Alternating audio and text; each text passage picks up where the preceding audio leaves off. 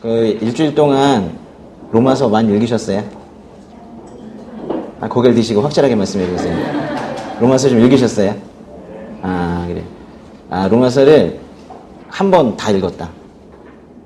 와, 됐어요. 네. 그럼 2번 이상 읽었다, 2번 이상. 와, 이분들은 상 줘야 돼요. 2번 이상 읽으신 분들 나오세요. 제가 상품권 드릴게요. 이래야지 또 다음 주에 읽을 거 아니에요. 사실은 제가 어디 가가지고 또 말씀 전하고 사례 받은 게 있는데 제가 쓰기가 싫어가지고. 나오세요.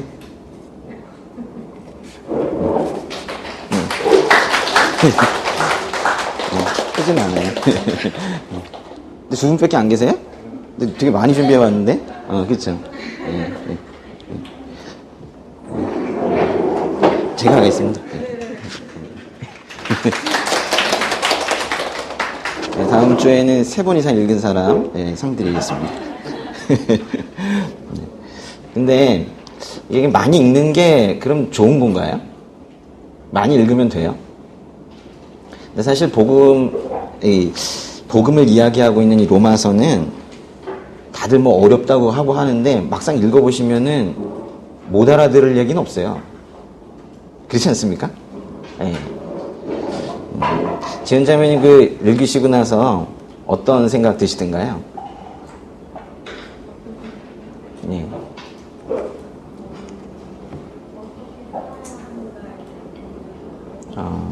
어떻게 살아야 하는가에 대한 고민이. 근데 아마도 이 로마서를 이경부 집사님은 많이 읽으셨는 것 같아요, 이번에. 그죠? 근데 집사님 그게 계속 읽으시다가 어떤 생각 드셨어요? 좋았어요? 근데 이게 참 좋은 게, 로마서 읽는 동안에는 죄를 안 져요. 그렇죠?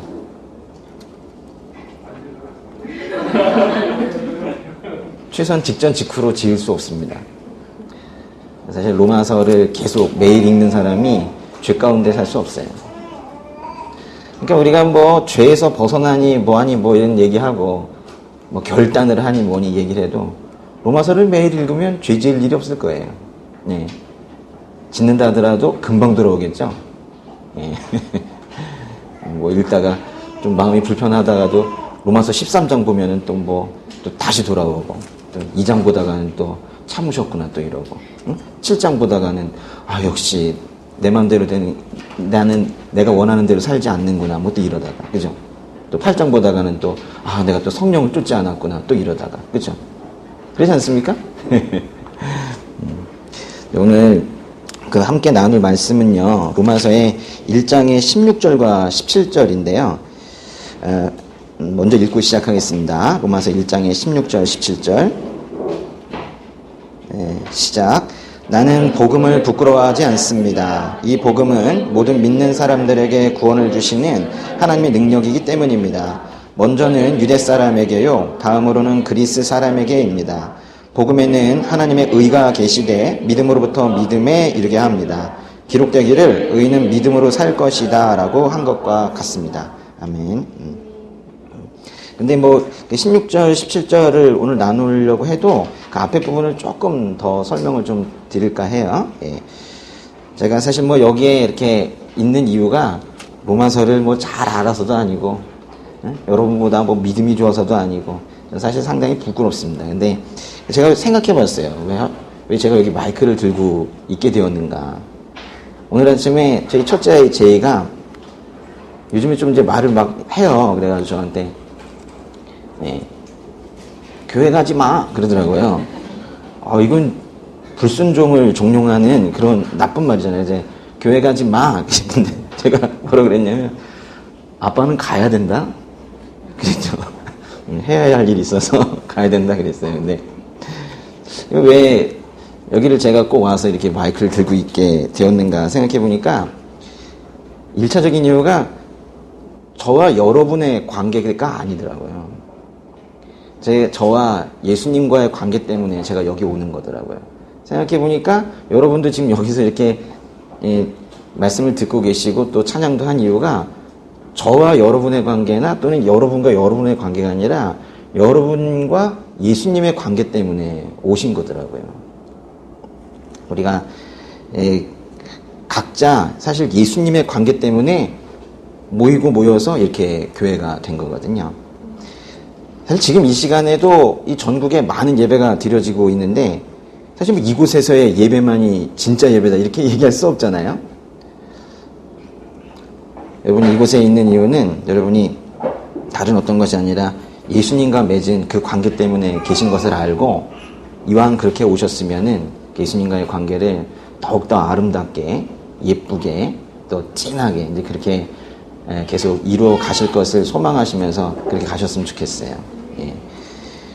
제가 이제 로마서를 이렇게 계속 읽었어요. 읽으면서 어떤 말씀을 드릴까. 그래서 로마서만 읽는 게 아니라 또 저희 또 책임 부분이 있기 때문에 뭐 다른 책들도 많이 읽습니다. 로마서와 관련된 주석들도 많이 읽고 일주일이 좀 바빠요. 이번 주엔 또 특별히 수업도 거의 매일 있고 막 8시간씩 계속하고 그래서 많이 지쳐 있었는데도 불구하고 사실 로마서 읽으면서 살고 그랬는데요.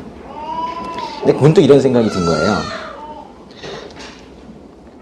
제가 로마서 설교 준비를 잘하면 여러분이 잘 믿으시고 제가 로마서 설교 준비를 잘 못하면 그럼 믿지 못하실까. 그러면서 이제 또 이렇게 또 기도하는데요. 주님께서 이렇게 말씀하시는 것 같은 거예요. 야, 명호야. 설교가 중요하긴 해. 근데 그것 때문에 못 믿는 거 아니다. 그러시는 거예요. 제가 뭐 설교를 좀 잘하면 믿고 못하면 못 믿고 사실 그거 아니라는 거예요. 근데 왜 복음이 전에 징계진 벌써 2000년이 넘었고 로마서 강해 설교 이러면 유튜브에 그 귀한 목사님들 말씀들이 쭉 뜨고 이러는데도 왜 그렇게 다들 못 믿고 그렇게 살고 있을까요? 이게 그냥 아예 안 믿으면 모르는데 또 이게 아주 그 경계선에 있는 위태위태한 믿음들이 있어요.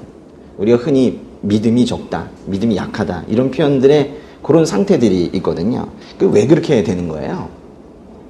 어떤 분들 보면 또 믿음이 또 이렇게 잘 성장해 가시는 분들도 있고 또 어떤 분들은 상당히 퇴보 상태나 정체 상태에 있기도 하고 뭐 이렇게 돼요. 무슨 차이일까요, 그게? 제가 이 질문을 목회하면서 계속 한 겁니다. 도저히 모르겠는 거예요. 왜 누군가는 그렇게 잘 크고 누구는 그렇지 않은가에 대해서. 그래서 제가 최근에 이 부분에 어떤 문제가 있겠다 싶어서 하나 생각한 게 뭐냐면은 왜 어떤 분들은 복음이 전해질 때 삶이 변화할 만큼 복음이 그 앞에서 크게 일을 하는데 어떤 분들은 늘 어느 정도 거리를 두면서 그렇게 살고 있는가. 아마도 히브리서 9장 27절 히브리서 9장 27절에 대한 믿음이 있느냐 없느냐 그게 기준이 되는 것 같아요. 같이 읽겠습니다. 한 번 죽는 것은 사람들에게 정해진 일이며 그 후에는 심판이 있습니다. 바로 이 심판이 있다라는 것에 대한 인식, 이것이 얼마나 확고한 것인가에 대해서 이걸 이제 다시 우리가 점검해야 되겠다는 생각이 든 거예요. 심판이 없다면 예수님도 십자가에서 죽으실 일이 없고 실은 우리가 이렇게 모일 일이 없거든요. 이 심판이 있다라는 사실에 대한 확고한 인식, 좀 다른 말로 하면 심판이 있다라는 이 말씀에 대한 믿음, 이것이 얼마나 있는가에 대해서 이제 우리가 점검을 할 때가 된 거예요. 이것이 없다면 다른 모든 것들의 힘도 약해질 겁니다. 만약에 이것에 대한 믿음이 없다면 회개하지 않겠죠. 회개하지 않고 늘 하나님의 진노를 쌓아가면서 그렇게 하루하루를 살아가게 될 겁니다. 사람들은 당장 그날 죽지 않고 하루가 넘어가면 간혹 착각을 합니다. 죄로 가득했지만은 회개 한 번 없이 넘어간 그 하루를 처음엔 조금 불편한 듯 하지만 그런 하루들이 계속 누적이 되었을 때 하나님께서 그 정도는 용인하시는가, 하나님께서 그 정도는 봐주시는가 이렇게 착각할 때가 있습니다. 네, 로마서를 계속 읽으셨던 분들은 아시지만은 로마서 2장 4절로 가보세요. 참 우리 마음이 불편해질 수밖에 없습니다. 읽어볼게요. 아니면 하나님의 인자하심이 그대를 회개로 이끄시는 것을 알지 못하고 그분의 인자하심과 용납하심과 오래 참으심의 풍성함을 멸시합니까? 그분은 인자하시고 용납하시고 오래 참으시는데요. 오래 참으심에 또 풍성함이 있으시대요. 정말 사람이 상상할 수 없을 만큼 오래 참으신다는 거예요. 그러니까 우리 인식 속에 이 정도는 참으시고 참으시지 않는다는 그 계산이 맞지 않을 거예요. 그래서 우리 생각보다 많이 참으시고 계시는 것 같아요. 창조주 하나님께서 오래 참으시는 이 성품을 이 피조물인 우리가 감히 멸시해야 되겠느냐, 지금 그런 말씀이에요. 창조주 하나님의 그 선한 품성, 그 오래 참으시는 이 좋으신 하나님의 이 좋으신 의도를 우리가 폄훼하지 말고 이거를 악용하는 일이 절대로 없어야 될 거예요. 제가 로마서를 잘 알려드리고 싶은 마음이 있어요. 그래서 이제 애를 쓰고 있었던 이제 저에게 이제 이번에 주시는 마음이 뭐냐면 자꾸 해석하지 말라는 거예요. 제가 해석해 주려고요. 왜냐면 저는 또 여기 강사 생활을 하다 보니까 막 이게 해석하는 거 좋아한단 말이에요. 법 해석하고 역사 해석하고 좋아하니까 자꾸 해석해 주려고 막 하는데 주님께서 하지 말라고 그러시더라고요. 해석해 주지 말라고. 그럼 전 뭘 하죠? 해석해 줄 일이 아니라 이 로마서를 같이 나눈다는 것은 함께 읽어라. 함께 고백해라. 그리고 함께 변화된 삶을 살아라. 너부터 그렇게 살아라. 이제 그렇게 말씀을 하시는 거예요. 제가 얼마나 마음이 불편했겠어요. 잠깐. 오히려 시원해지더라고요. 아, 이게 내가 로마서 강의 설교를 한다는 게 무슨 선생이 되어가지고 뭘 해석하고 그게 아니라 요 시간 동안 우리 함께 있는 이 기간 동안에 이 로마서를 통해서 하나님께서 주시는 은혜를 같이 고백하고 그렇게 함께 살아라가 아니라 함께 사는 그런 시간이 되는 거구나. 그래서 제가 너무 좋았어요. 이제 좀 기분이 좀 좋은 상태입니다. 바울은 로마서 시작을 하면서 자신을 소개하기를 그리스도 예수의 종이며 사도로 부르심을 받은 사람이며 하나님의 복음을 위해 따로 세움을 받은 사람이라고 했어요. 1장 1절의 말씀이 그거였고 우리가 지난주에 그걸 나눴습니다. 1장 1절 다시 보세요. 바울은 무엇을 위해 따로 세움을 받았나요? 그렇죠. 복음. 하나님의 복음. 그냥 복음이 아니라 하나님의 복음을 위해서 따로 세움을 받았대요. 하나님의 복음이 뭔가, 하나님의 복음이 뭔가 궁금한 사람들을 위해서 그 다음에 2절과 3절의 그 앞부분까지에다가 답을 준 거예요. 2절에 보시면 그 복음은, 그러니까 하나님의 복음은 하나님께서 예언자들을 통해 성경에 미리 약속하신 것으로 3절 하나님의 아들에 관한 것입니다 했어요. 하나님의 복음은요, 하나님께서 예언자들을 통해서 성경에 미리 약속하신 거래요. 그리고 하나님의 아들에 관한 것이래요. 요거는 오늘 우리가 짧게 나눌 그럴 내용은 아닌 것 같아요. 이건 나중에 한번 조금 더 깊이 볼 기회가 있을 건데요. 거기 그 2절에 나오는 성경이라는 것은 아마도 구약 성경을 말할 거예요. 그러니까 바울이 선포하고 우리가 함께 나누고 있는 이 복음은 바로 이 구약의 예언자들을 통해서 하나님께서 성경에 미리 약속하신 거라는 거예요. 그러니까 복음이라는 것은 하나님께서 수백 년 전에 그 유대인들에게 계시하셨던 너희를 구하겠다라고 했던 그 약속, 그것이 예수님을 통해서 이루어졌다라는 소식, 그게 바로 복음이라는 거예요. 그러니까 갑자기 예수님이 등장을 한 것이 아니라 그 수천 년 동안 하나님께서 약속하신 죄 가운데 살고 있는 우리가 불쌍해서 한 분을 보내주시겠다고 하는 그분을 보내주시겠다고 약속하시고 그것을 이루셨다라는, 하나님께서 약속을 이루셨다는 그 소식, 그것이 바로 복음이라는 거예요. 그러니까 바울은 구약 성경에 능통했던 사람이었었어요.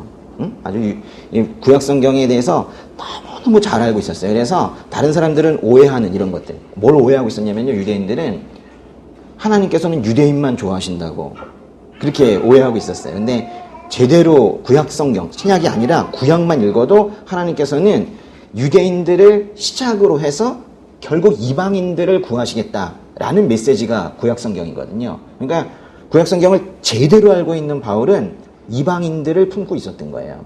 그래서 유대인과 이방인, 이 모든 민족을 구해주시려는 그 한 분, 그 메시아를 언젠가 보내주시겠다고 했는데 언제 보내주시는 걸까? 이러면서 사실 갈망하고 있었어요. 누가 오시겠지. 그러고 있었단 말이에요. 그런데 이제 누군가 오셨어요. 그렇게 간절히 바랬던 어떤 분이 오셨다고 했는데 보니까 이름은 예수라고 하는데 십자가에서 죽어버린 거예요. 이 바울이 생각했던 뭐 그런 그 구원자의 모습은 아니거든요. 근데 죽었는데 그 다음부터 그걸 또 사람들이 다 추종하고 있는 거예요. 그러니까 이게 당황스러운 거죠. 그래서 바울이 그냥 가만히 있어서도 안 되는 거예요. 자기가 그렇게 바라던 어떤 분이 있었는데 아닌 것 같은 그분을 사람들이 따라가니까 그거 아니라는 거예요. 그래가지고 예수 믿는 사람들 그렇게 앞장서서 핍박을 했었던 거예요. 요즘식으로 한다면 종교경찰이 되어가지고 다 잡아가고 그렇게 됐던 거예요.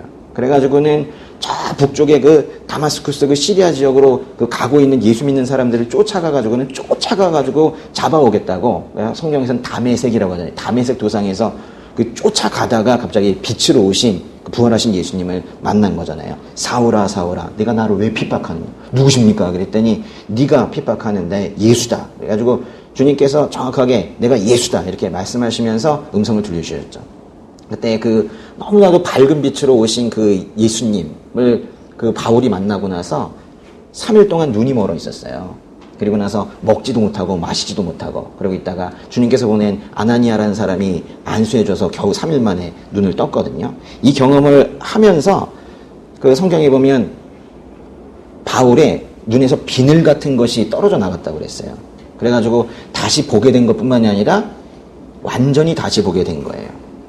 그래서 이제 바울이 그 구약 성경을 통해서 자신이 기다리고 있었던 그분이 예수님이라는 것이 확증이 되자 이제 자신의 인생 전체를 그걸 주님께 바쳤던 거예요.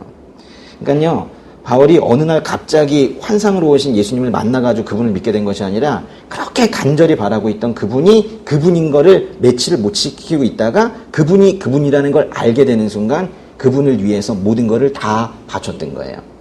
그러니까요, 이 진리를 추구하는 그런 삶을 살아야 되는 거예요. 진리를 추구하는 삶. 그 하나님께서 약속하신 것이 성취되기를 바라는 삶. 하나님께서 하시는 일에 관심을 가지는 삶. 그거를 계속 갈망을 하고 있던 바울이 그래서 그렇게 회심도 할 수 있었던 거예요. 근데 우린 진리에 관심 없는 사람들이 이 시대에 너무 많아요. 그냥 멍하니 살고 있습니다. 감각적인 것에만 관심이 있지 진리에 관심이 없어요. 그래서 그들에게 아무리 복음으로 문을 두드리려고 해도 진리 자체에 관심이 없기 때문에 문이 잘 열리지 않는 그런 어려운 시대에 지금 살고 있는 겁니다. 그래서 이제 바울은 고린도전서를 쓸 때에도 고린도전서 한번 잠깐 보실래요? 고린도전서 15장에서도 그 예수님을 이렇게 표현을 합니다. 고린도전서 15장의 3절과 4절.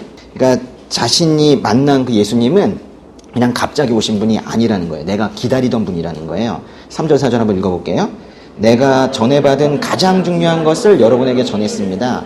그것은 그리스도께서 성경의 말씀대로 우리 죄를 위해 죽으시고 장사되셨다가 성경의 말씀대로 3일째 되던 날 다시 살리심을 받아 그랬죠. 거기 중요한 말은 성경의 말씀대로예요. 성경의 말씀대로 죽으셨고 성경의 말씀대로 살아나신 그분이 예수님이시구나. 그러니까 바울은요, 이 과정을 거쳤기 때문에 그 이후에 믿음이 흔들리질 않은 거예요. 그분이 그분이라는 것이 명확해졌기 때문에 그래서 그 이후에 믿음이 흔들리지 않은 거예요. 혹시라도 믿음 생활을 한다 하면서 이 과정을 거치지 않은 분들이 있다면 꼭 다시 돌아가셔서 다시 시작하셔야 돼요. 그래서 우리가 지난번에 사경회 때에도 그 구약의 그 예수님께서 신약의 그분이란 구약의 그분이 이 신약의 예수님이라는 것을 그렇게 공부를 하고 했었던 거예요. 이 얘기는 앞으로도 계속 하게 될 겁니다. 왜냐하면 이게 로마서의 핵심 중에 또 핵심이거든요.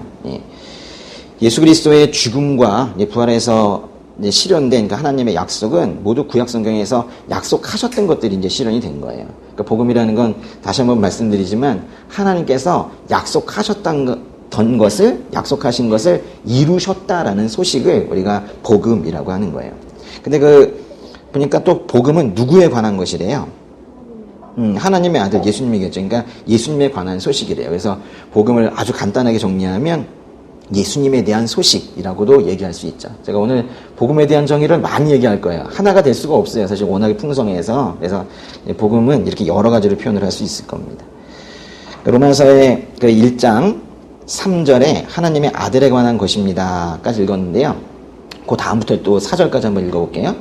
그분은 육신으로는 다윗의 후손으로 나셨고 성결의 영으로는 죽은 자들 가운데서 부활해 능력 있는 하나님의 아들로 인정되셨으니 바로 우리 주 예수 그리스도이십니다. 그 육신이라는 말은 로마서에서 종종 부정적인 의미로 쓰이지만 여기는 그렇지 않습니다. 여기서 이제 육신이라는 것은 뭐 인간적인 차원에서는 사람의 눈으로 볼 때는 뭐 이런 뜻이에요. 인간적인 차원에서는 사람의 눈으로 볼 때는 이분이 다윗의 가문에서 다윗의 후손으로 태어나신 분이다라는 거예요. 왜냐하면 구약성경에 하나님께서 말씀하시기를 내가 보낼 메시아는, 내가 너희들을 구원하기 위해 보낼 사람은 반드시 다른 가문 아닌 다윗의 가문에서 태어나게 할 거다라고 약속하셨거든요. 근데 말 그대로 다윗의 후손의 후손의 후손이었던 요셉이라는 그 집의 가문에서 예수님께서 태어나셨죠.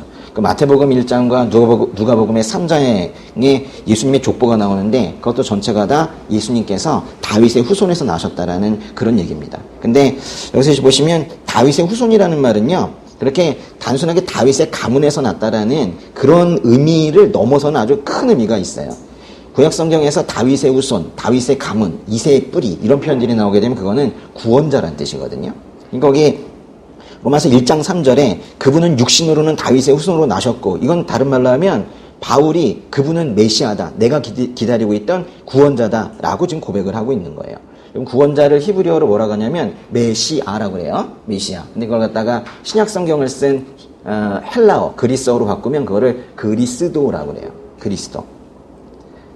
그러니까 이 말은 예수님을 바울이 그리스도 예수 그리스도라고 지금 고백하고 있는 거예요.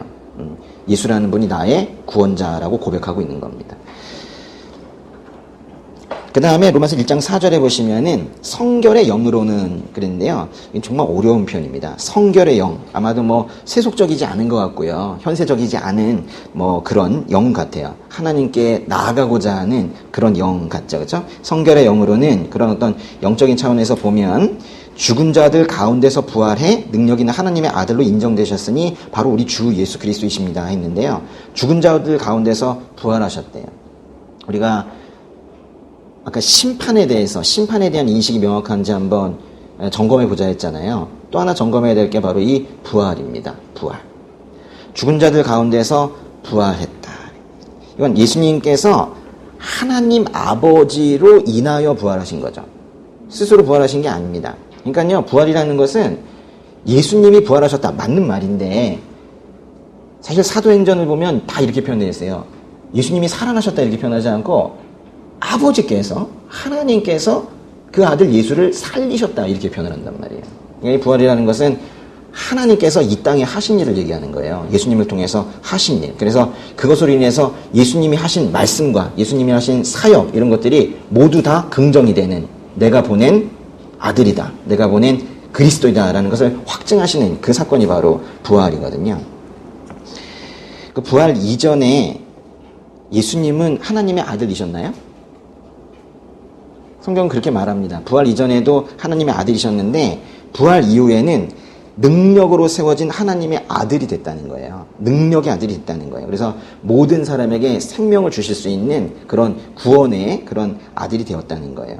또 인정되셨으니 그랬는데요. 그거는 선포되었다 이런 뜻입니다. 그러니까 이게 하나님께서 예수님을 지금 인정했다라는 것을, 긍정하셨다라는 것을 지금 얘기하고 있는 거예요. 1장의 5절 읽어보겠습니다. 우리가 예수 그리스도를 통해 은혜와 사도직을 받았으니 이는 그분의 이름을 위해 모든 이방 사람들이 믿고 순종하도록 하기 위해서입니다. 믿고 순종하도록 하기 위해서입니다. 그랬어요. 그러니까 믿음에서 기인하는 복종인데요. 여기 뭐 순종이라는 단어도 좋은데 사실 믿고 헌신 뭐 이런 표현도 괜찮아요. 순종이라는 단어는 오히려 좀 더 뭘 해야 되는지 잘 모를 수 있는데 헌신하면 뭐 떠오르는 것들이 있거든요. 전 여러분이 거기 있는 말씀 그대로 그분의 이름을 위해, 예수님의 이름을 위해 믿고 헌신하는 분들이 되길 바랍니다. 꼭 헌신하시기 바라요. 오늘 특별히 이렇게 주부의 이름이 있으신 분들은 꼭 헌신하세요. 오늘 주부에 자기 이름 있는 분 한번 찾아보세요. 이명호가 3번 나와. 네, 이명호는 당연히 헌신해야 돼. 정진호 목사님이 그 앞에서 밴드 뒤에 있어요, 이름이. 그리고 뭐 거기 잼배 치는 양영영 형제, 싱어, 박한길, 박수빈, 백인호, 반주, 김희전 집사님 다 헌신하셔야 돼요. 그리고 생일자들 뒤쪽에 다 있어요.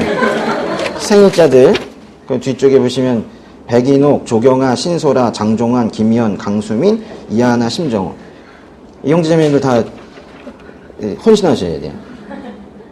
그리고 거기 무슨 단어가 있냐면 온리지 그랬어. 온리지 다 헌신하셔야 돼요. 그러니까 이 헌신이라는 것을 누군가 특별한 사람이 하는 걸로 생각하는 분들이 있는 것 같아요. 그렇지가 않습니다. 그분의 이름을 위해서, 예수님의 이름을 위해서 헌신하는 사람들이 그 크리스천인 거예요. 예. 로마서 1장 6절 읽겠습니다. 여러분 역시 그들 가운데 부르심을 받아 예수 그리스도께 속한 사람들이 됐습니다. 여러분 역시라는 건요, 당시에 이 로마에 있는 교회는 오히려 유대인보다 이제 이방인들이 훨씬 더 많아졌거든요. 그러니까 이방인들 그런 유대인들 다 합쳐서 그들 다 지금 예수님께 속한 사람들이 됐다는 거예요. 예전에 구원이라는 것은 유대인의 전유물로 알았는데 이제 이방인들도 다 그 구원의 혜택을, 은혜를 받게 되었다는 거예요. 그 1장 7절 읽어볼게요. 하나님의 사랑을 받고 성도로 부르심을 받은 로마에 있는 모든 사람에게 하나님 우리 아버지와 주 예수 그리스도로부터 은혜와 평강이 있기를 빕니다. 까지가 한 문장이라고 그랬죠? 1절부터 7절까지. 지금 이제 헬라어로는 사실 한 문장을 읽은 거예요. 근데 끝에 은혜와 평강이 있기를 빕니다 하면서 이제 첫 인사를 이렇게 한 거예요. 야, 첫 인사가 상당히 묵직합니다. 바울은 지금 로마에 있는 성도들을 뭐라고 표현하고 있냐면 사랑을 받고, 그죠? 사랑을 받고 그랬죠. 그러니까 하나님의 사랑을 받는 그 특별한 지금 대상으로 지금 보고 있고 성도로 부르심을 받은 사람들이라고 하고 있어요. 그럼 성도로 부르심을 받았다는 게 뭔 뜻일까요? 우린 다 성도로 부르심을 받았는데요. 이거는 이제 사실 이 원래 의미가 이런 뜻이에요. 마치 그 하나님께 제사를 지낸다. 근데 하나님 앞에 있는 제단에다가 어떤 좋은 재물이죠. 구별된 재물을 이렇게 내어놓는 것 같은 이런 이제 표현이 바로 성도로 부르심을 받았다는 거예요. 말하자면 성도가 된다는 것은 하나님의 그 제단에 자신이 이렇게 올라가는 거거든요. 올려지는 거예요. 근데 이제 우리 구약의 제사들을 보면 거기 흠없는 재물이 올라가야 돼요. 근데 우리는 흠이 너무 많잖아요. 그래서 이제 예수님께서 우리를 감싸심으로 우리가 겨우 제단에 올라갈 수 있게 되었는데 그게 시작인 거예요. 그러니까 다른 제물과는 달리 그때부터 시작이 되는 거예요. 그래서 성도로 부르심을 받았다는 것은 하나님의 제단 위에 올라가는 그런 거룩한 제물이 되는 것인데 그게 우리가 잘 살아서가 아니고 율법을 완벽하게 지켰기 때문이 아니고 이미 성결한 삶을 완벽하게 해냈기 때문이 아니라 주 예수 그리스도와 연합해서 주님을 주인으로 고백함으로 인해서 겨우 거기 올라갈 수 있는 그 자격이 된 거예요. 거기부터가 이제 시작이 되는 겁니다. 거기에서 흠없는 제물로 변화해 가는 그런 과정이 바로 성도의 삶인 거예요. 그러니까 성도의 부르심이라는 걸 오해하시면 안 돼요. 이건 완성이 아닌 거예요. 이때부터 시작이 되는 겁니다. 예. 로마서 1장에 이제 8절부터 그러면 본론이냐? 그게 아니에요. 그 8절부터 오늘 읽으신 그 16절, 17절까지가 여기까지가 또 계속 인사는 아니지만 서론이에요. 나도 로마에 가고 싶었는데 이런 이야기들을 하고 있습니다. 그 8절과 9절, 10절까지 한번 읽어볼게요. 먼저 내가 여러분 모두를 두고 예수 그리스도를 통해 내 하나님께 감사하는 것은 여러분의 믿음이 온 세상에 전파됐기 때문입니다. 하나님의 아들의 복음 안에서 내 영으로 섬기는 하나님이 내 증인이신데 나는 항상 여러분을 기억하며 이제 하나님의 뜻 안에서 어떻게든지 내가 여러분에게 갈 수 있는 길이 열리기를 기도하고 있습니다. 보시면 여러분 모두를 두고 예수 그리스도를 통해 하나님께 감사하는 것은 여러분의 믿음이 온 세상에 전파됐대요. 그러니까 지금 로마에는 누가 가서 전해준 것도 아니고 예루살렘에 그 사람들이 와가지고 복음을 듣고 가서 자기들끼리 거기서 교회를 만들고 공동체를 세우고 이런 건데 참 칭찬할 만하잖아요. 물론 거기에도 현실적인 문제들이 몇 개가 있긴 했지만은 그 주변에 이 아주 자랑할 만큼 감사할 만큼 그런 교회가 지금 섰다는 거예요. 그래서 지금 그걸 기뻐하고 있다라는 겁니다. 여러분의 믿음이 온 세상에 전파됐다. 그랬어요. 이 편지를 쓰기 3년 전에요. 이제 로마서를 쓰기 3년 전에 로마의 황제가 바뀌었었어요. 누구에서 누구로 바뀌었게요? 예, 그 황제에서 그 황제로 바뀌었는데요. 글라우디오라는 황제에서 네로 황제로 바뀌었어요. 그래서 요거는 네로 황제 초기에 쓴 겁니다. 네로 황제 초기에. 근데 글라우디오 황제 말기인 그 주 49년에서 50년 그때 로마에 있었던 유대인들 중에서 기독교인 유대인들과 비기독교인 유대인들이 막 싸우고 그랬어요. 그래가지고 이 황제가 시끄러! 이러면서 다 떠나가! 이래가지고는 그때 유대인은 비기독교인이든 기독교인이든 다 추방이 됐거든요. 그래서 한 2만 5천 명 떠나갔다고 그랬었잖아요. 그러다가 딱 황제가 바뀌고 나서 네로 황제로 바뀌면서 야, 황제가 바뀌었대. 이래가지고 다시 그들이 로마로 돌아왔거든요. 그렇게 돌아온 직후에 지금 쓰여진 이 편지가 이거예요. 근데 그 추방당했다가 돌아온 그 유대인들이 보니까 로마의 교회가 다 이방인들로 채워져 있는 거예요.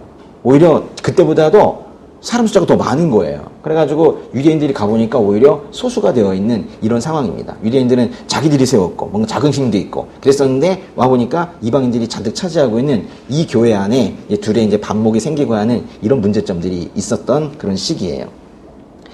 그런데 이제 요거는 네로 황제 초기예요. 네로 황제라는 사람은 초기 5년 동안에는 그래도 괜찮게 정치를 했어요. 근데 그 이후에 폭군으로 변해버렸거든요. 그러다가 나중에 말기에는 로마에 불지르고 그 로마의 대화제의 책임을 기독교인에게 돌려가지고 그들을 핍박하고 그랬다고 설명드렸었죠. 예. 사실은 요거 쓰고요. 얼마 지나지 않아서 바울도 죽죠. 바로 네로에 의해서 결국 순교당하고 맙니다. 그러니까 요거는 아주 불같은 시험이 오기 직전에 써진 그런 편지예요. 로마에 이제 네로에 의해서 엄청난 기독교 핍박이 조만간 있을 건데 그 직전에 이 바울로 하여금 이 편지 쓰게 하시고 그래서 준비시키시는 거예요. 우리가 이거 지금 읽는 시기가 맞나요? 몇 년 있으면 불같은 핍박이 올까요?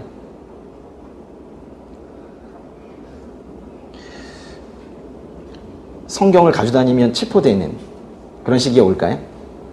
아니면 예배드리면 갑자기 공안이 들어닥치고 하는 그런 일들이 생길까요?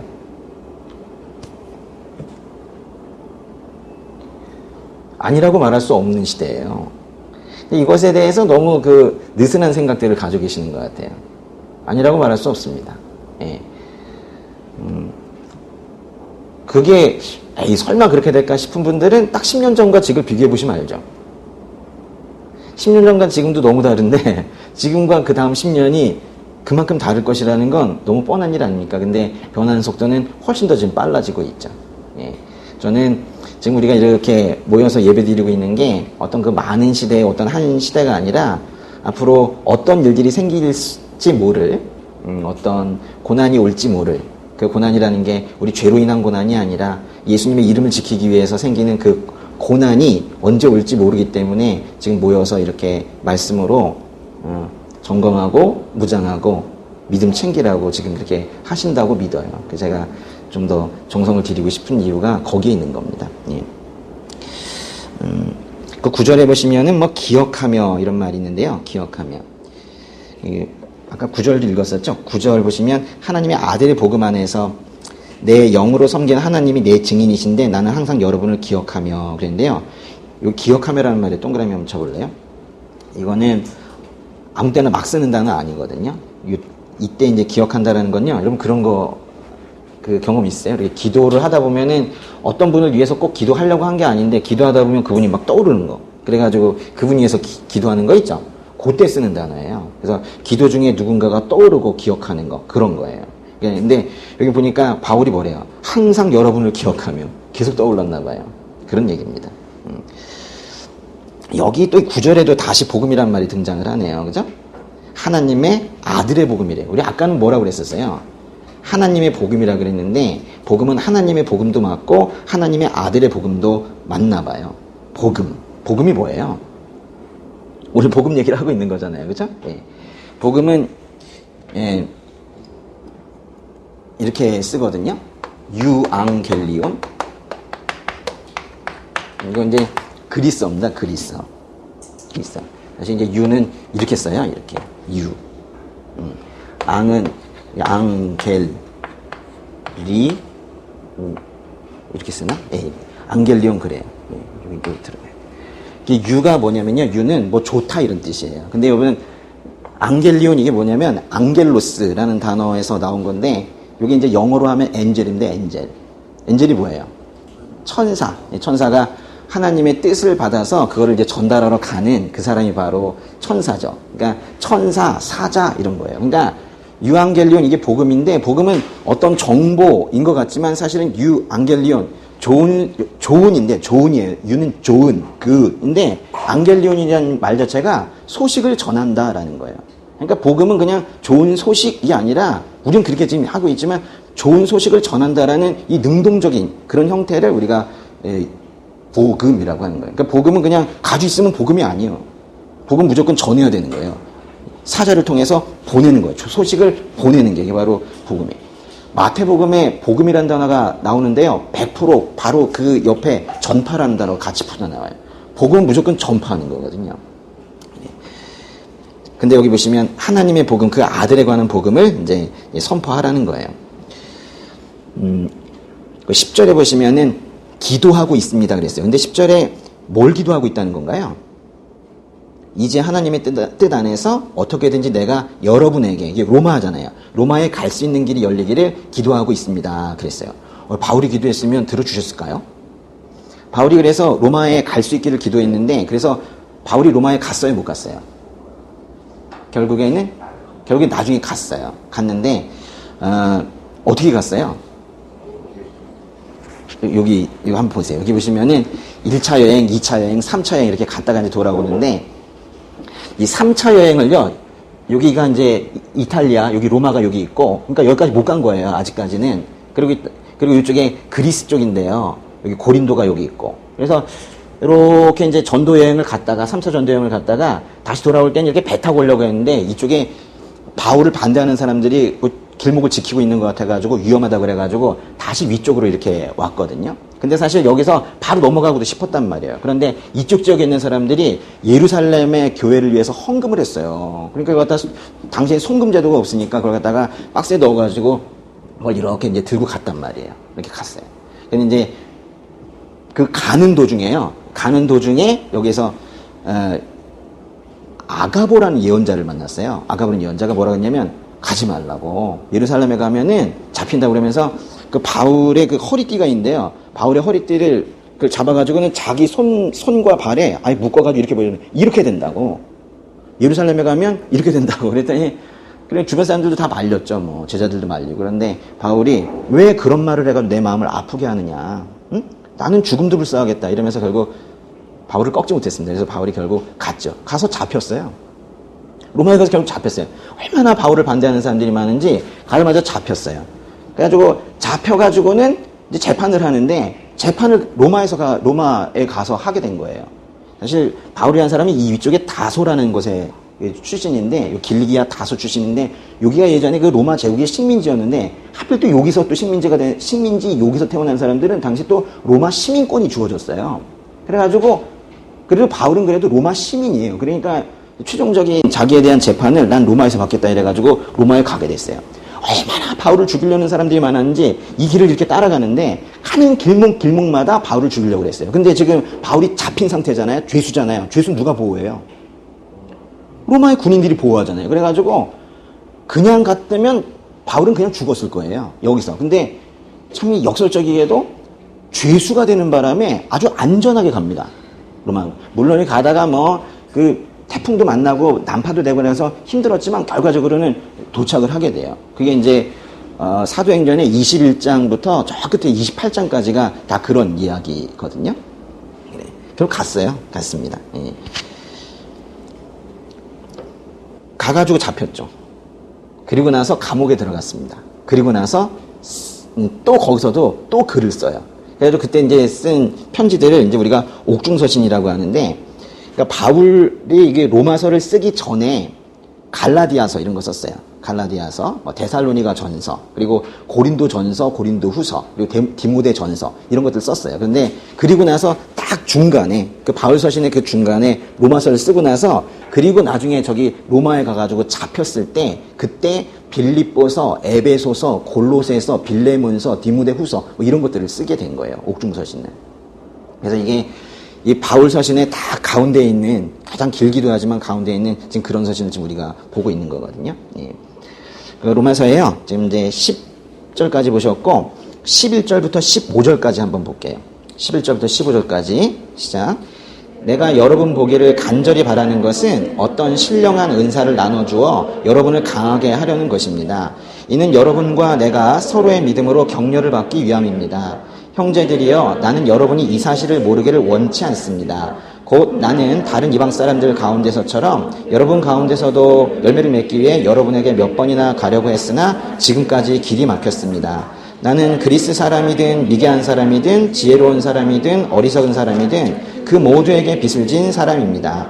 그러므로 나는 로마에 있는 여러분에게도 복음 전하기를 간절히 원합니다. 그 11절에 로마에 가가지고 나 꼭 가고 싶다. 근데 뭘 나눠주고 싶대요? 어떤 신령한 은사를 나눠주고 싶다 그랬어요. 참 그 멋있는 말이네요. 어떤 신령한 은사, 어떤 그런 영적인 축복들, 좋은 것들을 주고 싶다는 거예요. 믿음을 강화해 줄 수 있는 어떤 걸 주고 싶다는 거예요. 복음 얘기하는 거예요. 어떤 신령한 은사라는 건 복음 얘기하는 거예요. 12절에 보시면은 우리 서로의 믿음으로 격려를 받기 위함입니다 그랬는데요. 자기가 사도라고 뭐 우월한 위치에서 그렇게 말하려고 하는 게 아니라 말씀을 전하는 자나 그걸 듣는 자가 우리가 서로에게 유익이 될 것이다 라고 얘기하는 거예요. 지금 우리처럼 그런 얘기예요. 그다음에 14절에 바울은요 뭐 두말할 필요 없이 빚진 자입니다. 거기 보시면은 빚을 졌다고 그랬는데요. 빚을 진 사람이다. 네, 누구한테 빚을 진 거예요? 예수님께 빚을 졌겠죠. 그죠? 네, 죽어야만 했던 그 인생을 살려주신 그 예수님께 빚진 사람입니다. 그래서 자신이 이제 빚을 졌기 때문에 빚은 어떻게 해야 돼요? 떼 먹어요? 안 되잖아요. 빚은 갚아야지. 근데 이제 갚는 거를 주님께서 나한테 갚지 말고 저 사람들한테 갚아라 하신 거예요. 그래서 이제 그리스도께서 구원해 주시려고 그리스도께 진 빚을 오히려 그리스도께서 즉 예수님이 구원하시려고 하는 그 사람들을 구원함으로 그렇게 이제 빚을 갚겠다라는 거예요. 사실 우리가 아까 우리 헌신 얘기했었는데요. 헌신, 또 우리 뭐 이야기하는 사역, 뭐 선교, 전도, 뭐 이런 것들이 다 사실 이 빚진 자 마음에서 시작이 되는 거거든요. 오히려 내가 받아야 된다는 생각하면요, 몸이 안 움직입니다. 근데 이제 내가 빚졌다라는 생각 있죠. 이 빚진 자 마음이 있으면은 뭐 불평이 없죠. 더 하고 싶고 항상 해도 부족한 것 같고 죄송스럽고 뭐 그런 마음에서 사실 시작이 되는 거예요. 그 다음에 이제 오늘 말씀 16절 17절인 거예요. 16절 17절 또 같이 한번 읽겠습니다. 나는 복음을 부끄러워하지 않습니다. 이 복음은 모든 믿는 사람들에게 구원을 주시는 하나님의 능력이기 때문입니다. 먼저는 유대 사람에게요, 다음으로는 그리스 사람에게입니다. 복음에는 하나님의 의가 계시게 믿음으로부터 믿음에 이르게 합니다. 기록되기를 의는 믿음으로 살 것이다 라고 한 것과 같습니다. 16절 17절은 서론의 끝이면서 본론의 시작인데요. 실은 이게요, 이 16절 17절이 로마서 주제문이에요. 그러니까 이건 어쩌면 맨 마지막에 해야 될지도 몰라요. 근데 지금 오늘 하기가 상당히 부담스러운 그런 문장일 수도 있죠. 모든 내용을 다 다루고 있기 때문에. 그래도 우리 복음에 대한 정의는 우리가 오늘 좀 마음속에 하고 갔으면 좋겠다는 마음에서 보는 건데요. 여기 16절, 17절부터 시작해서 3장, 4장까지 계속 이제 복음이라는 게 믿는 백성, 믿음을 가진 자들에게 하나님께서 그들을 의롭게 하시기 위해서 하나님의 의를 계시한다는 조금은 어려운 그 내용이 이제 쭉 나옵니다. 16절에 시작하는 말이 뭐예요? 나는 복음을 부끄러워하지 않습니다. 그랬죠. 나는 복음을 부끄러워하지 않습니다. 아까 복음이라는 거는 어떤 상태가 아니라 복음을 전하는 거거든요. 이 복음을 부끄러워하지 않는다는 건 결국 복음을 전하는 걸 부끄러워하지 않습니다. 이런 뜻이에요. 복음을 전하는 걸 부끄러워하지 않으십니까? 앞으로 어떻게 하시려는 게 아니고 현재 상태를 묻는 거예요. 네? 성경에 보면 복음을 어떤 사람들에게는 어리석은 것이고 어떤 사람들에게는 미련한 것이고 어떤 사람들에게는 걸림돌이 되는 것이다 그랬어요. 그러니까 복음을 들으면요 아주 심각한 영적 거부 반응을 보이는 사람들이 있어요. 딴 얘기할 때는 딴 얘기라는 거 뭐 스포츠 이야기, 연예인 이야기, 맞춰 이러다가 갑자기 이제 복음 이야기로 가게 되면 갑자기 눈이 가운데 딱 멈춰가지고 왜 그러냐. 경험이 많죠.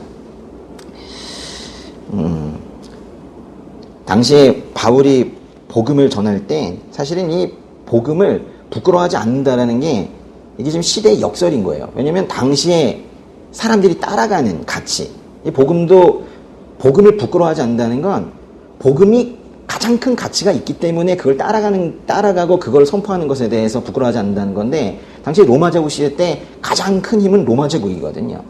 로마 제국에 잘 보여야 공무원도 하고 뭐 그러던 시기인데, 그런 것들을 따라가지 않고 세상의 논리를 따라가지 않고 이렇게 복음을 따라가고 복음을 전하는 거, 이거 뭐 시대적으로 볼 때는 역설이고 시대를 보면은 이거는 당연히 부끄러워야 될 일이고 한 거예요. 근데 그거를 부끄러워하지 않겠다라는 거예요. 바울은요, 복음을 부끄러워할 수 있다라는 걸 알아요, 사람들이. 왜냐면은 바울만큼 거절을 많이 당한 사람이 없거든요. 우리는 이제 복음을 전하다 거절당하는 것 때문에 복음을 전하지 못하는 거예요. 근데 실은 한 번도 전해보지 않았는데 거절당한 느낌을 또 가지고 계신 분들도 있어요. 오히려 더 그래. 한 번도 해보지 않아놓고는 거절당한 느낌을 가지고 있어. 그럼 왜 그러는지 모르겠어요. 한번 해보시고 거절을 당해보세요. 그 다음에 좀 얘기했으면 좋겠는데 그냥 거절할 것 같죠. 실제로도 그렇거든요. 근데 이제 우리 믿지 않는 가족들도 그렇게 거절을 하지만은, 왜냐면 우리가 복음이라고 할 것까지 아니고 그냥 슬쩍 저기 교회 아빠 교회 아니요 뭐 이러고 이래 버렸었잖아요. 그래서 사실은 거절을 그렇게 당해 왔었는데 또 한번 그 끝까지 한번 전해보세요. 또 다른 반응이 있을 수 있습니다.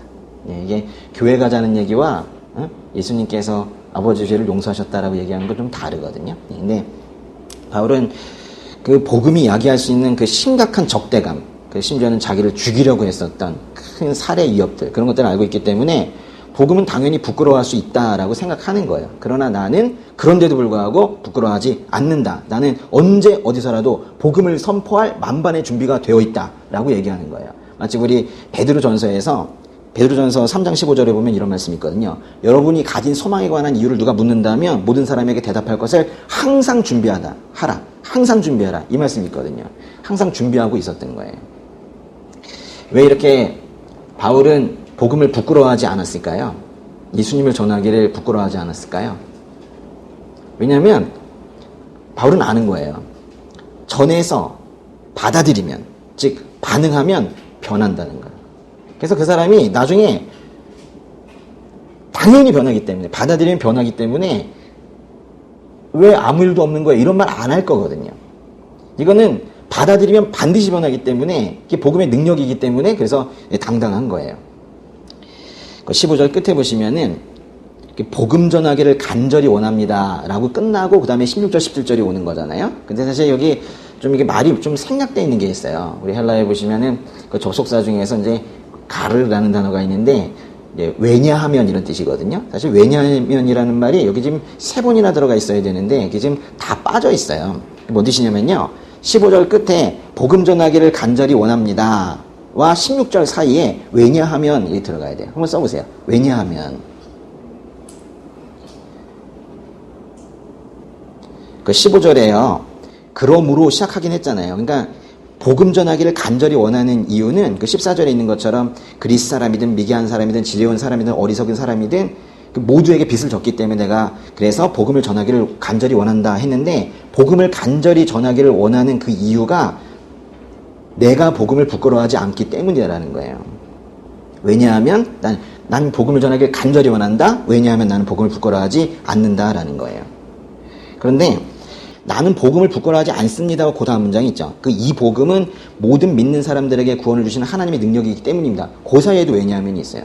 그러니까 왜 복음 전하기를 간절히 원하냐 그랬더니 이유가 복음을 부끄러워하지 않기 때문이래요. 그럼 또 묻는 거죠. 왜 복음을 부끄러워하지 않느냐 그랬더니 답이 뭐래요?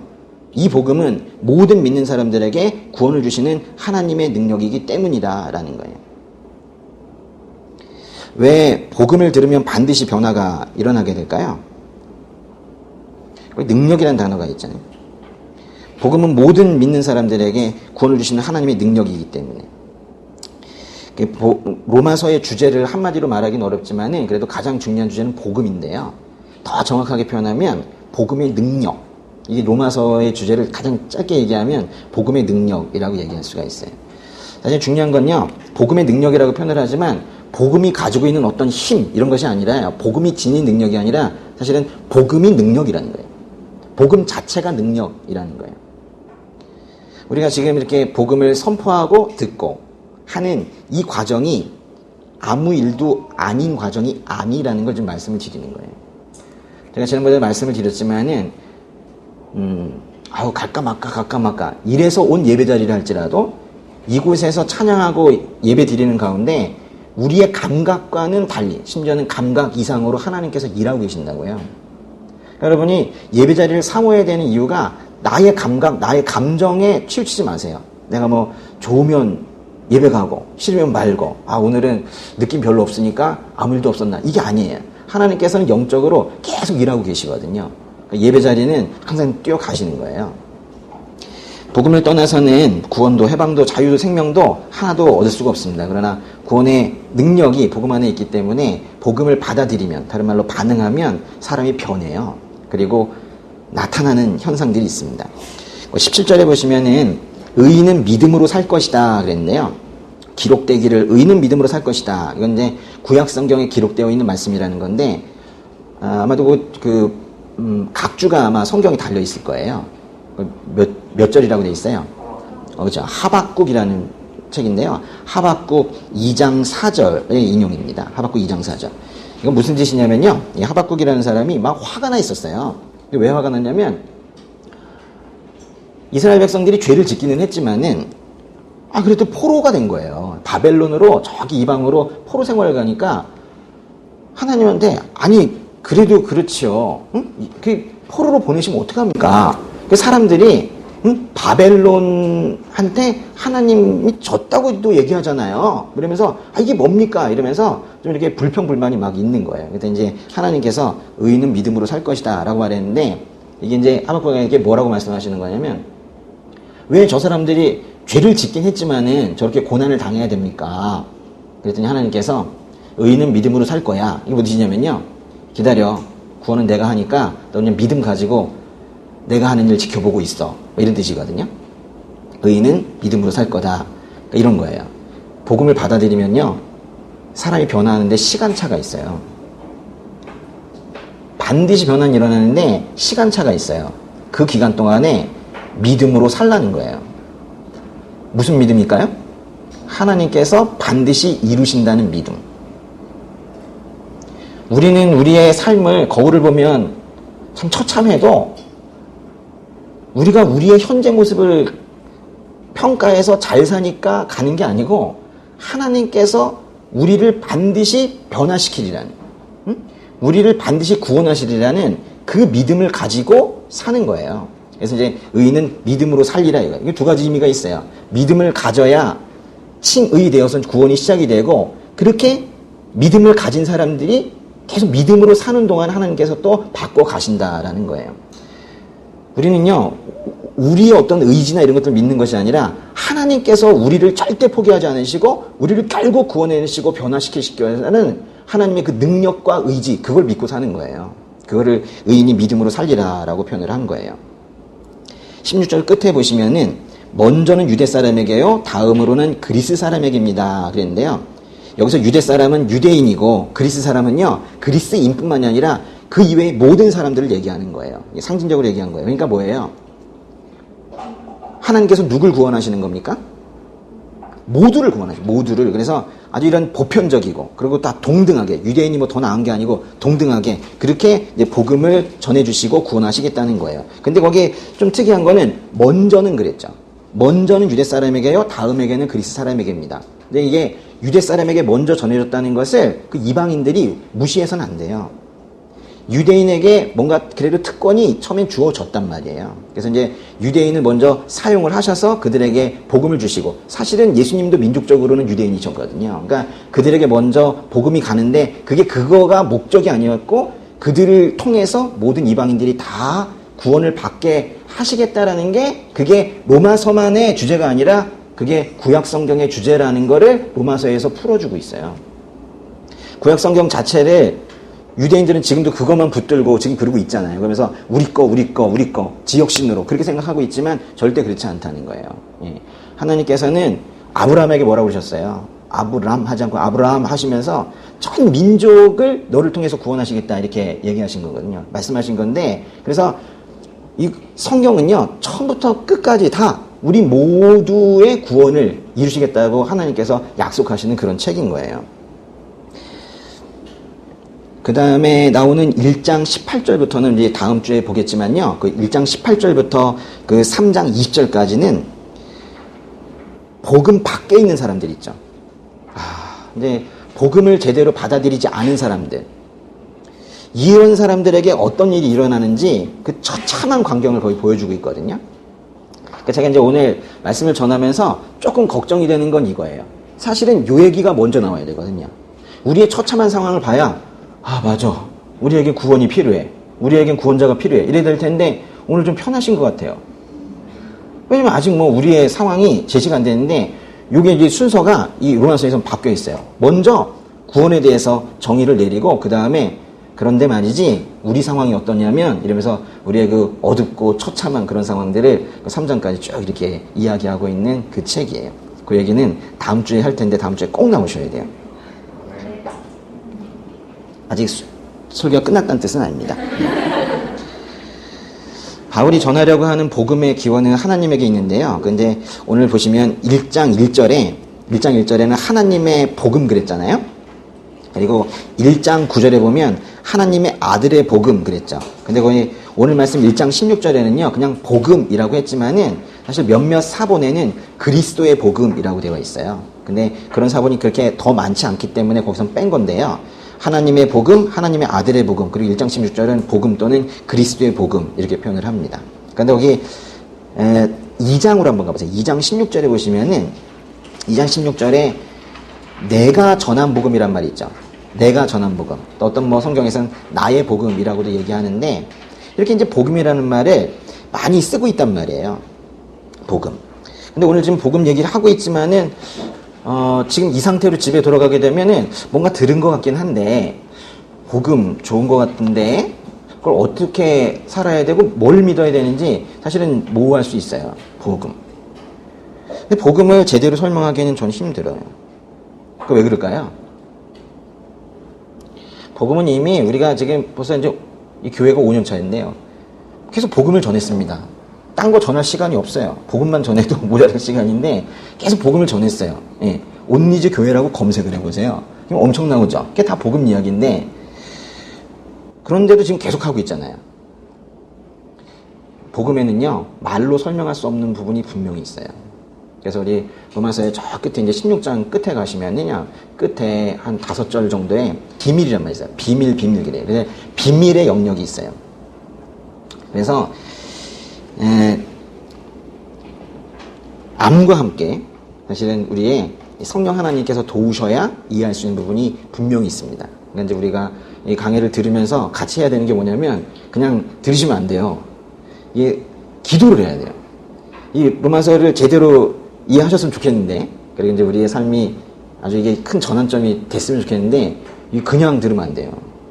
하나님께서 하신 일이기 때문에 이게 깨닫게 하여 주시옵소서. 행간의 내용도 깨닫게 하여 주시옵소서. 그리고 저도 그걸 좀 잘 전달할 수 있게 또 기도하시고 그렇게 해야 되는 거예요.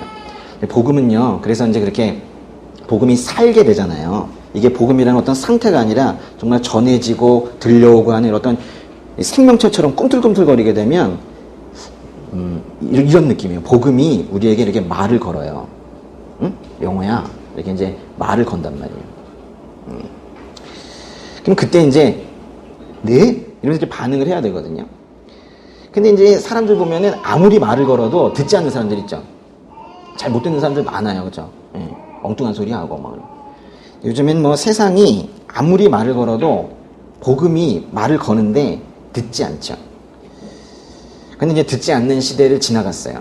이제 어디까지 가게 됐냐면은 이제 네로에 이제 6년차, 7년차로 가고 있는데 저는 이 땅이 이 대한민국이 그렇게 되고 있다고 생각하거든요.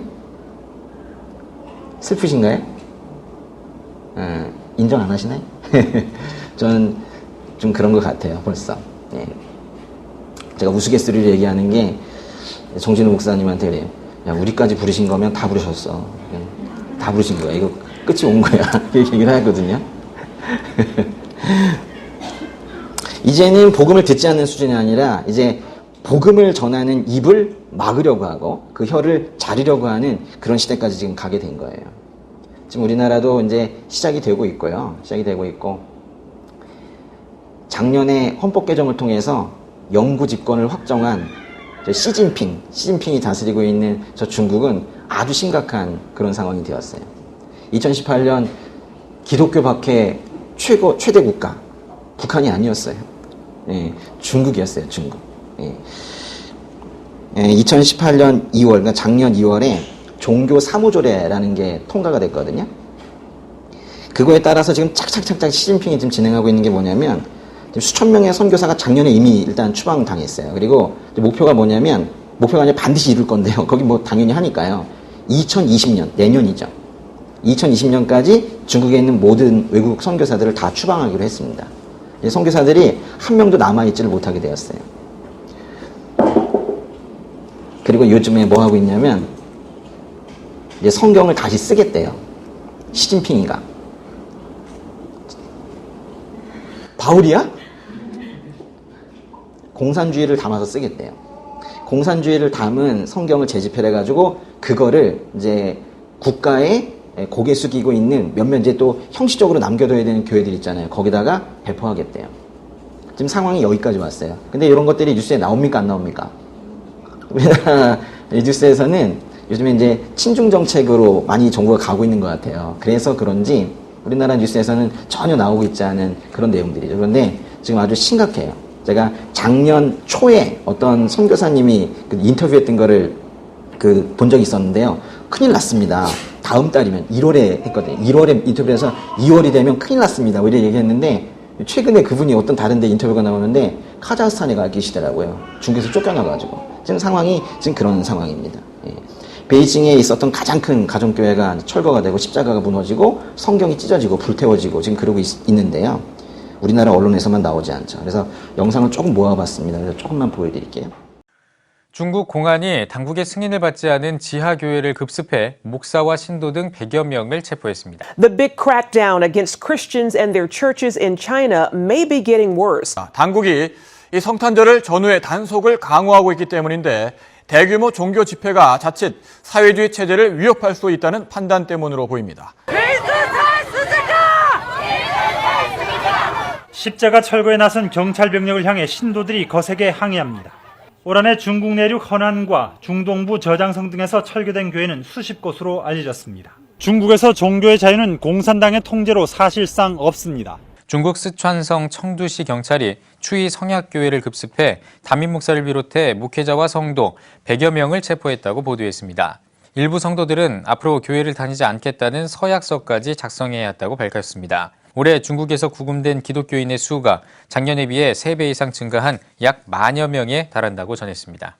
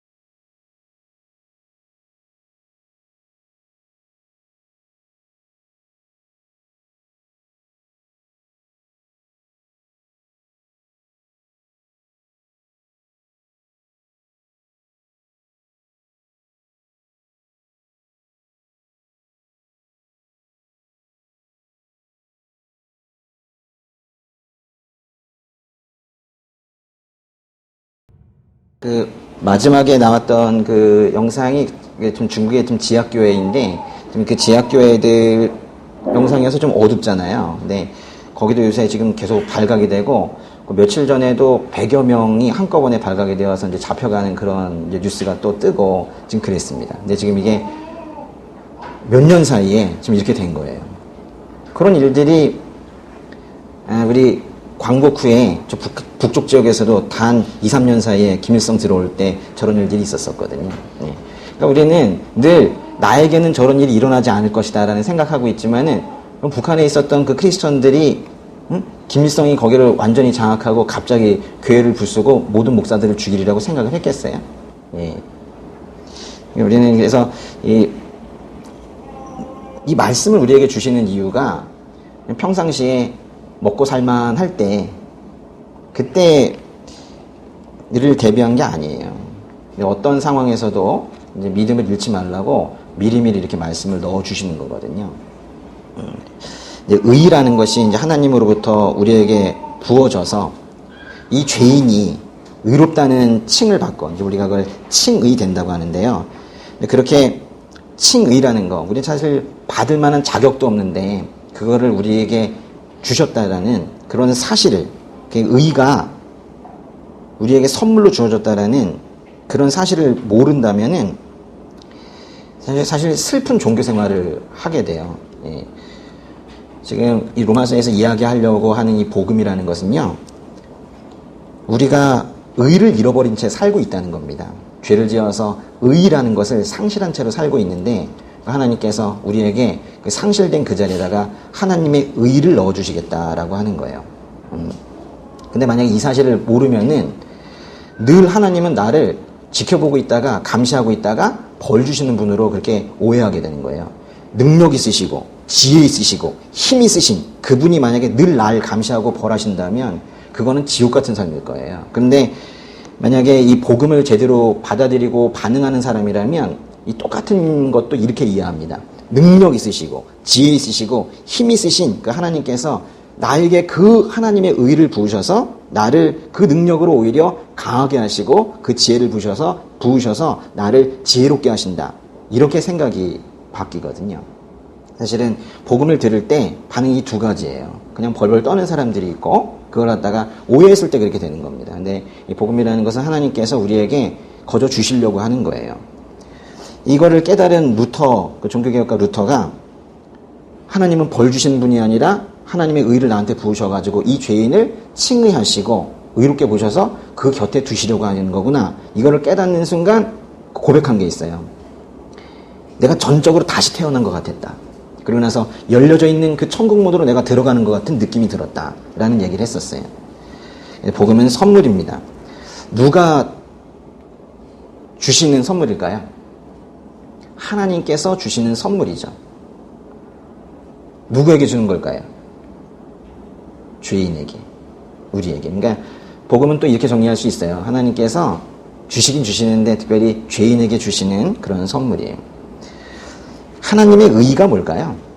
나중에 한번 더 이야기할 기회가 있을 거예요. 이건 좀 깊어서요. 근데 하나님의 의의 반대말은 분명히 자기의거든요. 그러면 좀 이해가 좋을 거예요. 자기 생각대로, 자기 고집대로 그렇게 사는 거 있죠.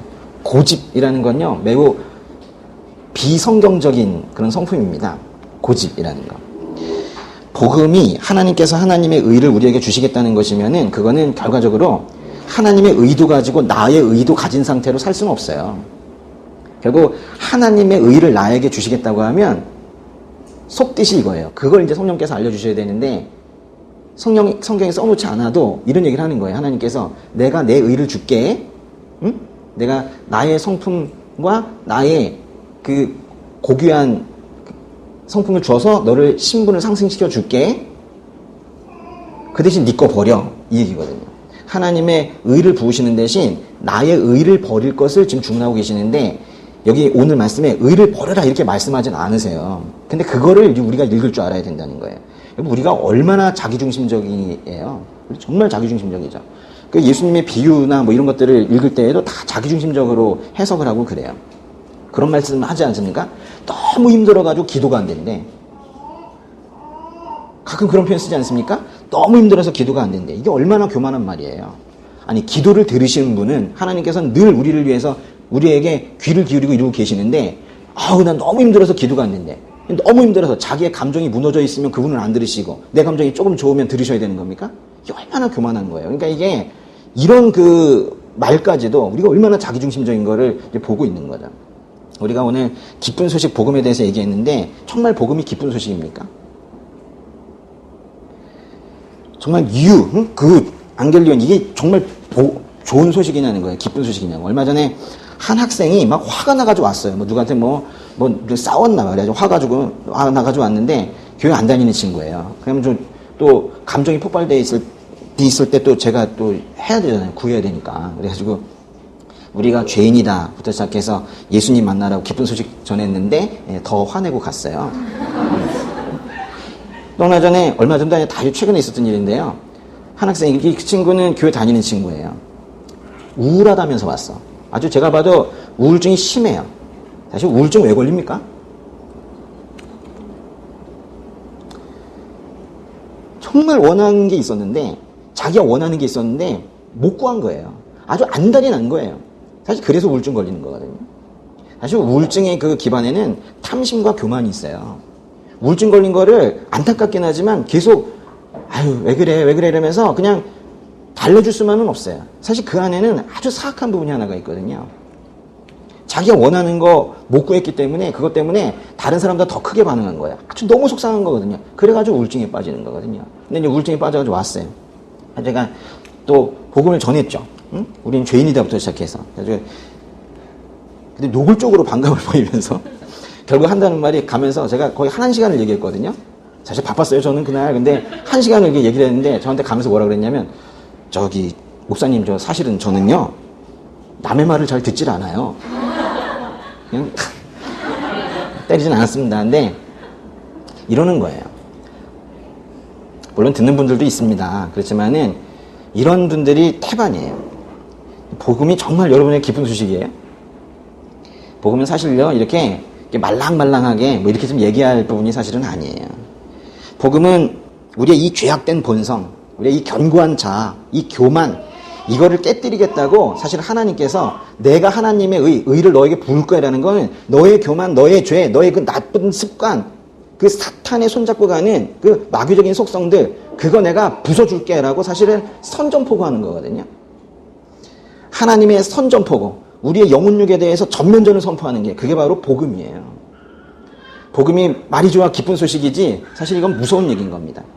하나님의 의를 우리에게 퍼부시겠다라는 건 사실은 우리 죽이시겠다는 거예요. 너 죽일 거다라고 얘기하는 거예요. 근데 우리는 아멘 하고 있죠. 그게 뭔 얘기인지도 모르면서 아멘 하고 있는 거예요. 우리 태어날 때부터 마귀의 종으로 태어난 우리의 이 나쁜 속성, 이걸 갖다가 죽이겠다라고 지금 그렇게 말씀하시는 게 그게 복음인 거거든요. 아는 척하고 그러다가 살다가 이제 바울이 나쁜 소식 전하던 자로 살다가 좋은 소식 전하는 자로, 복음 전하는 자로 바뀌었어요. 교회 핍박하는 자에서 교회 세우는 자로 바뀌었어요. 인생을 통째로 바꿔버렸단 말이에요. 그게 복음이에요. 근데 바울은 그걸 안 거예요. 하나님께서 복음을 주신다는 건, 하나님의 의를 주신다는 건 자기의 어떤 부분이 아니라 이 전체가 없어져야 된다는 거. 어떤 분이 그런 얘기 하더라고요. 루터가 이 복음을 깨달았을 때 만약에 루터에게 누군가 와가지고 루터 선생님이라고 하면 루터가 분명히 이렇게 말했을 거래요. 그 사람이 누군데? 죽었다. 이렇게 얘기했을 거라는 거예요. 복음을 듣고 자기가 여태까지 살아있다면 그럼 복음에 아직까지 반응을 안 하고 있는 겁니다. 처음부터 다시 시작해야 돼요. 하나님의 능력이 어딨냐? 하나님 뭐 하시냐? 이런 거 묻지 마세요. 하나님의 능력은 복음 안에 있는 거예요. 복음을 제대로 반응했다면 안 바뀔 수가 없습니다. 하나님의 의가 그 삶의 모든 인생의 구석구석에서 거기 드러나고 있는 죄를 팍팍 긁어내시면서 반드시 일하시거든요. 그럼 그동안에 처참한 나의 모습, 복음을 받아들인 것 같은데도 그냥 하나도 믿지 않는 사람인 것처럼 살고 있는 나의 모습 보면서 속상한 거, 그때 의는 믿음으로 살리라. 믿음으로 그때까지 견뎌내셔야 된다는 거예요. 그때 막 함부로 판단하고 그러지 말고. 늘 자기에게 복음을 선포하셔야 돼요. 그리고 또 그러고 보면은 한 주 동안 우리가 만났던 그 많은 사람들, 또 거리를 다니면서 스쳤던 그 많은 사람들, 심지어 오늘 예배 오면서 스쳐 지나갔던 그 사람들과 나를 다 포함해서 우리는 복음이 필요한 사람이라는 걸 알게 돼요. 복음을 제대로 알게 되면 그 사람들 보면서 눈물을 안 흘릴 수가 없다는 말이에요. 응? 복음을 전하지 않을 수가 없어요. 복음은 무조건 동사 전파한다, 전한다라고 붙게 돼 있다니까요. 복이란 말 자체가 전한다는 이런 능동적인 의미가 있는 거예요. 늘 복음 전하시기 바랍니다. 예. 복음이라는 것은 예수님께서 나의 죄를 대신해서 죽으셨다라는 그런 어떤 상태, 아, 감사합니다. 이렇게 말랑말랑하게 이렇게 지금 끝내는 부분이 아니에요. 나의 죄를 위하여 죽으시고 그분이 이 안에 들어와서 사시는 거예요. 내가 다 죽고 그분이 이 안에 들어와서 사시는 거, 그걸 갖다 이제 우리가 복음을 받아들였다, 그렇게 얘기하는 거거든요. 근데 우리는 이 안에 예수님께서, 예수의 영이 살아가지고 성령 하나님께 계속 기도하면서 어떻게 할까요? 이래서 그 길로 나아가야 되는데, 이 안에 예수님께서 하신 게 아니라 내가 너무 크고 내가 너무 생생하게 살아있어서 도저히 복음을 따라갈 수가 없는 거예요. 복음을 받아들인다는 건 나를 죽이는 거거든요. 그러니까 내가 너무 커가지고 이 안에 예수님이 분명히 살아계신다라고 그렇게 말을 해도 이 안에 예수님이 살아계신다는 걸 허용하지도 않고 인정하지도 않고 늘 까먹고 그러고 살고 있단 말이에요. 나를 죽여야 됩니다. 이 본성 자체가 부패한 나를 태어나면서부터 마귀 손잡고 태어난 이 본성, 이 나를 죽여야 된다고요. 그게 복음을 받아들이는 거예요. 그래서 이 안에 누가 살게 해야 되는 거예요? 그래서 예수님께서 살게 하셔야 된다니까요. 예수님께서 이 안에서 아주 신음하세요. 이 성령께서 이 안에서 너무 힘들어하세요. 응? 죄 가운데 들어갈 때마다, 응? 우리가 또 딴 데 보고 있을 때마다, 응? 지금 세상은 바뀌어가지고 지금 십자가가 부러지고 있는 그 세상으로 지금 자꾸 가고 있는데 멍하니 이러고 있는데 여러분을 보면서 어떤 생각하겠어요? 응? 벼랑 끝에 이렇게 매당매당 말려 있는데 거기에 좀 밧줄이 자꾸 끊어져 가고 있는데 시시덕거리고 좋다고 좀 웃고 있는 우리를 보면서 어떤 생각이 드시겠냐는 거예요. 응? 그거 지금 받아주고 싶지 않으시겠어요? 근데 거기에 반응을 해야 되는 그런 시대가 온 거예요. 나는 날마다 죽노라. 바울은 그렇게 고백을 하는데 나는 날마다 죽는 게 아니라 날마다 예수님을 죽이고 다시 십자가에 못 박는 그런 인생은 절대 살아서는 안 되는 거예요. 로마서를 읽으시고 제가 설교를 해서 바뀌는 게 아니에요. 이 로마서를 통해서 여러분에게 직접 말씀하실 거예요. 그래서 이 로마서 읽으시고 기도하시고 이 행간에서 말씀하시는 거 그거를 들으시는 가운데 처음부터 좀 다시 시작하셔가지고 우리 인생이 정말로 예수 믿는 사람이라고 스스로 당당하게 복음을 부끄러워하지 않을 만큼 그렇게 당당하게 얘기할 수 있는 그런 인생 모두 되시길 바랍니다.